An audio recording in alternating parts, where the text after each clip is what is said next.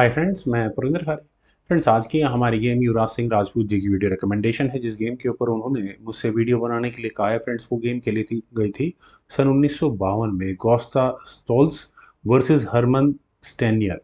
Friends, ये game है Sweden में खेली गई थी, और आई थिंक गोस्ता स्वीडिश खिलाड़ी है, वहीं हरमन शायद अमेरिकन है। मैं थोड़ा कंफ्यूज हूँ इसमें। हाँ, अमेरिकन ही है। चलिए, C4 के साथ यानी इंग्लिश ओपनिंग के साथ गोश्त आने शुरू किया। हरमन का रिप्लाई यहाँ E5 का आया। Night C3, D6, G3, F5, bishop G2, night F6, then हुआ D4, तो बिशप E7 यहाँ ब्लैक ने किया E3, और इसके बाद यहाँ सीधा हरमन ने सबसे पहले काम कैसल करने का किया। Knight eight G goes to E2, king आया H8 स्क्वायर पर, क्वीन C2, देन क्वीन आई E8 स्क्वायर पर, B3, knight C6, bishop A3, then हुआ E takes D4, E takes D4, then F4। Friends, मैं कह सकता हूँ कि ओपनिंग मूव्स पूरे हो चुके हैं। हाँ, ब्लैक ने जो आइसोलेटेड पॉन, या मैं कहूँगा वीक पॉन, जो F फाइल में आगे बढ़ चुका था, उसका इंतजाम करने की कोशिश की है। आगे जाकर फॉक लगाने की तैयारियां हैं, लेकिन वो बाद की बात है। पहले यहाँ व्हाइट ने कैसल किया टुवर्ड्स लॉन्ग साइड, देन हुआ नाइट H5, और फ्रेंड्स अब तो डेफिनेट है कि यहाँ क्या होने वाला है, ये F पॉन आगे पुश होने वाला है। फ्रेंड्स, इस गेम को युवराज सिंह राजपूत जी ने मुझे किस वजह से बनाने के लिए कहा था। फ्रेंड्स, बहुत ही इनसेन, मैं कहूँगा पागल भरा क्वीन सेक्रीफाइस है यहाँ इस गेम में, और यही वजह है इस गेम को मुझे पसंद आई, यही वजह से। खैर, बिशप E4 यहाँ पहले वाइट ने किया, और अब देखिए एफ पॉन अगर आगे अब पुश होता है तो नाइट मूव कर जाएगा, और अब पॉन को तो बचाना वैसे भी मुश्किल है फॉर ब्लैक।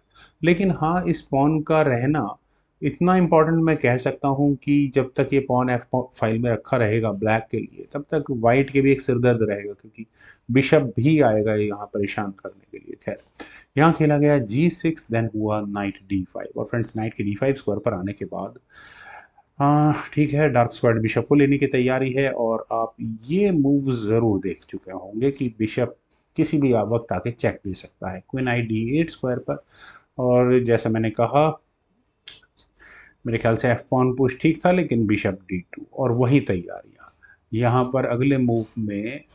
बिशप को एलिमिनेट करो, और फिर उसके बाद डी पॉन को आगे पुश करो, नाइट को लो फ्री में। ऐसा कर सामने वाले में नहीं होने देने वाला। यहाँ पहले खेला गया F3, और यहाँ नाइट पर अटैक बना, तो ये नाइट गया F4 स्क्वायर पर। नाइट एक्सचेंज आस्किंग है, नहीं किए। यहाँ हर्मन ने अपने बिशप को लिया G5 स्क्वायर पर, और यहाँ इसी नाइट को पिन कर दिया है। क्या करें? मैं तो सिंपल मानता हूँ कि पहले किंग को मूव करो, फर्दर कोई टैक्टिक्स लगे उससे पहले। लेकिन फ्रेंड्स, सरप्राइजिंगली गोस्ता ने यहाँ बिशप टेक्स G6 किया, डायरेक्टली बिशप सेक्रीफाइस। अब आप कहेंगे यार, बात तो क्वीन सेक्रीफाइस की हुई थी, ये बिशप सेक्रीफाइस कहाँ से कर मारा आपने? अब क्या करेंगे, गोस्ता ने कर दिया एच टेक्स G6, जिसे हरमन ने खुशी खुशी एक्सेप्ट भी किया। Queen takes G6। फ्रेंड्स, अब जरा गेम की कॉम्प्लिकेशन को समझते हैं। यहाँ क्वीन आ चुकी है बिल्कुल टेरिटरी में ब्लैक की, जो फिलहाल नाइट पर भी अटैक बना रही है। अब नाइट का क्या करें? फ्रेंड्स, अगर आप कहेंगे कि मैं नाइट को एक्सचेंज कर लेता हूँ, तो वो अच्छी ऑप्शन है। देखते हैं जरा एक बार करके। अगर यहाँ नाइट एक्स F4 के लिए ब्लैक जाता है, तो जी टेक्स F4 होगा, वापस बिशप पर अटैक बनेगा। देखिए, बिशप एक्सचेंज करने के बाद मुझे नहीं लगता कि जब भी फाइनली मेटल एक्सचेंज होने के बाद रुक F4 स्क्वायर पर आएगा, तो ये मूव यानी कि चेक देकर इस रुक को लेने वाला मूव किसी को नजर ना आया हो आगे होगा। खैर फ्रेंड्स, यहाँ पर अब दूसरा वेरिएशन लेते हैं। यहाँ अगर मान लेते हैं कि बिशप को हटाया जाए F6 स्क्वायर पर, तो यहाँ इस इम्पॉर्टेंट F7 स्क्वायर को देखिए, स्पेशली नाइट ने जहाँ बिशप पर अटैक बनाया वो इम्पॉर्टेंट स्क्वायर हो जाता है, क्योंकि वाइट अब यहाँ क्वीन H5 चेक कर सकता है, और इस चेक के बाद किंग को ही हटाना पड़ेगा। किंग जब G8 स्क्वायर पर जाएगा, तो रुक से आएगी चेक, और यहाँ अब ये चेकमेट है। और कितने लोग मानते हैं कि ये चेकमेट है? आप कहेंगे यार, एक बार के लिए बिशप लगा दो बीच में, कोई दिक्कत नहीं, रुक सेक्रीफाइस करो सीधा, रुक टेक्स G7 चेक। क्योंकि किंग टेक्स G7 होने के बाद अब आप इस किंग के भागने के लिए एफ फाइल अवेलेबल नहीं है, तो रुक G1 चेक के बाद तो चेकमेट होगी ना। तो चलिए चलते हैं यहाँ उन पॉइंट्स पर जहाँ से ये गेम खेली गई थी। फ्रेंड्स, इसका मतलब नाइट को बचाना, मतलब नाइट एक्सचेंज करना कोई ऑप्शन नहीं है। अब डिस्कवर्ड चेक का खतरा बिल्कुल है सामने, वो भी देखना है। तो यहाँ खेला गया नाइट G7, देन हुआ H4, बिशप पर अटैक करो जो करना है फटाफट से इसका। बिशप टेक्स F4, जी टेक्स F4। हाँ, क्योंकि नाइट टेक्स F4 में मुझे नहीं लगता बिशप सेक्रीफाइस भी दिया जा सकता है। खैर, बिशप आया F5 स्क्वायर पर, क्वीन पर अटैक बना फ्रेंड्स। अब हुई ना गेम मजेदार। क्वीन गई H6 स्क्वायर पर चेक देने के लिए, और इस चेक से बचने के लिए बिशप ही बीच में लगा और दूसरा कोई ऑप्शन, अच्छी ऑप्शन नहीं है। नाइट आया E3 स्क्वायर पर, और फ्रेंड्स अगले मूव में डी पॉन आगे बाद में पुश होगा, लेकिन नाइट किस जगह जा रहा है ये क्लियर है। खैर, रुक आया F6 स्क्वायर पर, क्वीन पर अटैक बना, क्वीन गई G5 स्क्वायर पर। फ्रेंड्स यहाँ इस पॉइंट पर मेरे ख्याल से जिस तरह से ब्लैक लीड ले चुका है मटेरियल वाइज, तो यहाँ रुक F7 बिल्कुल सेफ्टी फर्स्ट, सेफ्टी से ही खेलना चाहिए था, क्योंकि मैं बार बार बोल रहा हूँ कि ये मूव बहुत डेंजरस आने वाला है। हाँ, वाइट अपने रुक्स को लाएगा जी फाइल में, लेकिन उतनी देर में ब्लैक के भी मटेरियल वहाँ पहुँच सकते हैं। लेकिन यहाँ खेला गया रुक G6, सीधा सीधा क्वीन पर अटैक बना। क्या करें, ब्लैक ने तो यही सोचा कि क्वीन टेक्स D8 हो जाएगा, रुक टेक्स D8 और मैं एडवांटेज में आ जाऊंगा, ज़्यादा अच्छा रहता। लेकिन यहाँ खेला गया D5 और करो आप लो इस क्वीन को। फ्रेंड्स ये वो मूव है क्वीन सेक्रीफाइस वाला।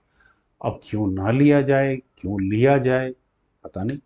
रुक टेक्स G5 करना ही पड़ा असमंजस भरी स्थिति में, लेकिन ऐसा होने के बाद एच टेक्स G5 के बाद आप यहाँ देखिए कि सबसे पहले तो रुक पिन, वो सॉरी बिशप पिन है, रुक ने किया हुआ है।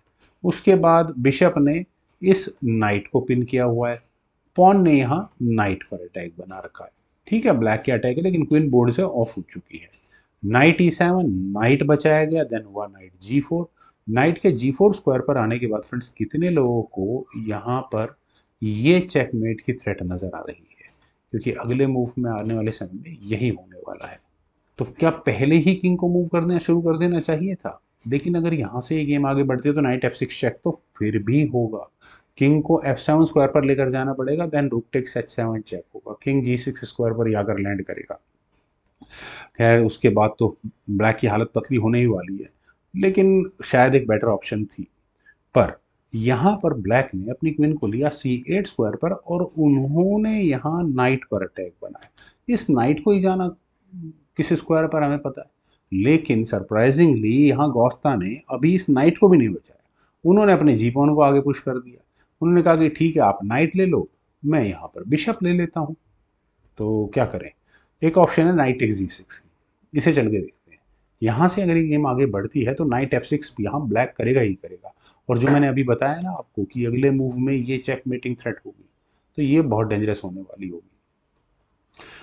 चलिए गेम पर चलते हैं। यहाँ खेला गया क्वीन टेक्स G4, नाइट ले लिया, जानबूझकर किया गया सेक्रीफाइस है, सोच समझ कर लेना चाहिए था। प्रॉब्लम क्या है कि अब आपके पास क्वीन बेशक से है, रुक है, दो नाइट है, एक बिशप है, लेकिन अब सुपड़ा साफ होगा सबका। यहाँ रुक टेक्स H7 हुआ चेक के साथ, किंग आया G8 स्क्वायर पर, और मैं बड़ी देर से बिशप को कह रहा था रुक टेक्स G7 चेक हुआ, किंग को F8 स्क्वायर पर जाना पड़ा क्योंकि डिस्कवर्ड चेक से भी बचना। फिर हुआ रुक F7 चेक। अब ब्लैक के पास दो ऑप्शन है, किंग को G8 स्क्वायर पर लेकर जाओ या E8 स्क्वायर पर, देखे क्या होता है। अगर किंग जो नहीं चला गया था वो पहले चल देता हूँ, G8 स्क्वायर पर जाता है तो सीधा सीधा रुक टेक्स C7, और रुक यहाँ पर होगा, क्वीन है यहाँ पर, अच्छा बिशप हो गया। ठीक है ठीक है ठीक है, मेटल वाइज गेम इक्वल है, वाइट के फेवर में होगी बल्कि। आप पॉन्स देखिए, 4 और 3 पॉन एक्स्ट्रा, एक ही पॉन लॉस हुआ, लेकिन हाँ कुछ पॉन्स यहाँ पर मिल जाएंगे ब्लैक को। तो चलते हैं गेम पर। यहाँ खेला गया किंग E8। किंग के E8 स्क्वायर पर आने के बाद शायद ब्लैक को लगा होगा कि अब ये नाइट तो सेफ हो चुका है कम से कम, लेकिन ऐसा करने के बाद गोस्ता का नेक्स्ट मूव था रुक को E1 स्क्वायर पर ले जाकर इसी नाइट को पिन करने का, और इसका करते रहो, डिफेंस कैसे करोगे, होगा ही नहीं। क्वीन टेक्स G6 किया गया, देन हुआ रुक टेक्स C7, वो भी चेक के साथ।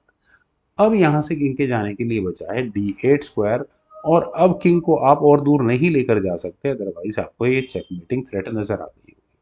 तो इसी बात का पूरा फायदा उठाया यहाँ किया गया बिशप F6, और बिशप के F6 स्क्वायर पर आने के बाद फ्रेंड्स, क्या आप रुक को E6 स्क्वायर पर ले जाकर फिर चेकमेट आराम से कर सकते हैं? किंग के जाने के लिए बचेगा C8 स्क्वायर, और उसके बाद रुक वापस E8 स्क्वायर पर जाकर चेकमेट कर चुका होगा। तो ब्लैक के लिए फोर्स्ड है क्वीन टेक्स F6 करना। फ्रेंड्स ये गेम इतनी कॉम्प्लिकेटेड भरी थी, जो गोस्ता स्टोलाज ने खेली थी। फ्रेंड्स हरमन यहाँ सोचते ही रह गए कि इस गेम में करना क्या है।